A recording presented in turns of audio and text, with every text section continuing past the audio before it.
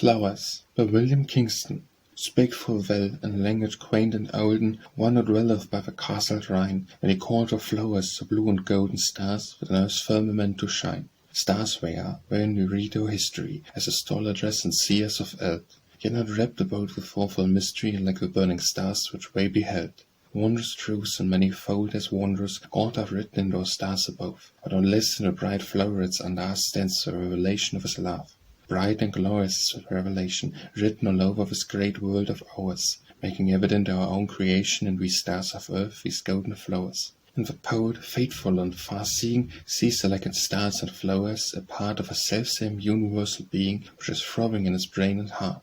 Gorgeous flowerets in the sunlight shining, blossoms flaunting in the eye of day, tremulous leaves, soft and silver linking, buds that open only to the say. Brilliant hopes are woven in gorgeous tissues, flaunting gaily in the golden light. Large desires, with most uncertain issues, tender wishes blossoming at night. These in flowers and men are more than seeming, working away of the self-same powers, which a poet, in no idle dreaming, sees in himself and in the flowers. Everywhere about us are they glowing, some like stars that tell us spring is born. Others, with blue eyes with tears overflowing, stand like a roof amid the golden corn.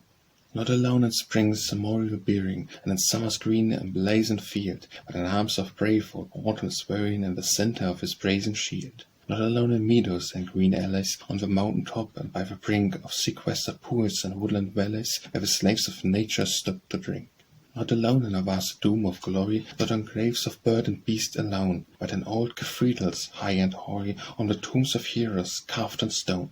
In the cottage of the rudest peasant in ancestral homes, whose crumbling towers, speaking of the past and of the present, tell us of the ancient games of flowers. In all places, then, and in all seasons, flowers expend the light in soul-like wings, teaching us, by most persuasive reasons, how kin they are to human things. And with childlike, credulous affection, we behold their tender buds expand, emblems of our own great resurrection, emblems of a bright and better land.